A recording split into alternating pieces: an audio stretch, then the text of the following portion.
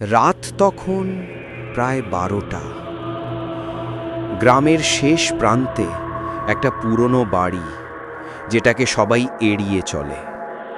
শোনা যায় বাড়িটার দোরগোড়ায় কেউ পা দিলেই আর ফিরে আসে না। রজত নামে এক তরুণ কৌতূহলবশত সেদিকে যায়। চারদিকে অদ্ভুত নীরবতা।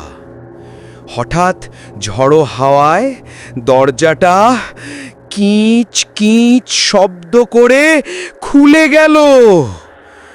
ভেতরে অন্ধকার, শুধু একটি প্রদীপ টিম টিম করে জ্বলছে। সে ভেতরে ঢুকতেই পিছনের দরজা ধাক্কা মেরে বন্ধ হয়ে গেল। তারপর ভেসে এলো এক নারীর হাহাকার, যেন শতাব্দীর কষ্টে বন্দী। দেয়ালে টাঙানো ছবির চোখ ধীরে ধীরে নড়তে শুরু করলো। মাথার ওপরে থেকে একটা শুকনো হাত নামতে নামতে রজতের কাঁধে রাখলো।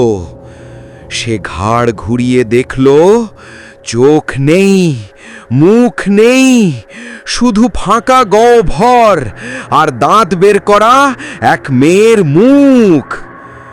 তুই এসে গেছিস, এবার তোকে এখানেই থেকে যেতে হবে। তারপর থেকে আর কেউ তাকে ফেরেনি।